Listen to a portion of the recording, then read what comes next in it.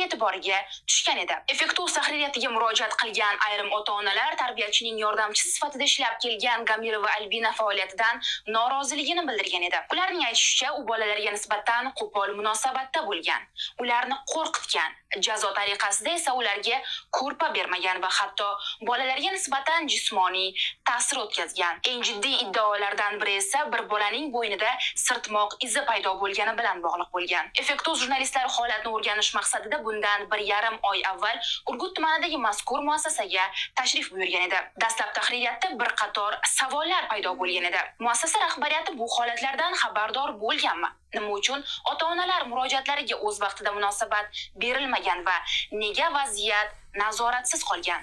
Biroq voqea joyida holatning boshqa tomonlari ham ma'lum bo'ldi. Tarbiyachining o'zi unga nisbatan bildirilgan ayblovlarni rad etgan. Uning ta'kidlashicha, bola bo'ynidagi iz bolalar o'yini paytida tasodifan paydo bo'lgan va u hech qanday zo'ravonlik qilmagan. Shu bilan birga tahririyat ixtiyoriga kelib tushgan videolarda xonadagi kuzatuv kamerasiga kley surtilib, uning ko'rish doirasi yopib qo'yilgani aks etgan. Biroq Gamirova Albina bu holatni ham inkor etgan va kameralar avvaldan ishlamaganini aytgan. Vaziyatning yana bir qismi bog'cha ichida tarqalgan boshqa videolar bilan bog'liq. Ularda bolalarga bir piyolada navbat bilan sut berilgani, ayrim tarbiyalanuvchilarga gilam yuvdirilgani, muassasaning xo'jalik ishlari bo'yicha mas'ul xodim bilan janjal yuzaga kelgan va hatto unga nisbatan qo'l ko'tarilgani haqida gap ketadi. Albatta, agar bolalarga nisbatan jismoniy ta'sir o'tkazilgan bo'lsa,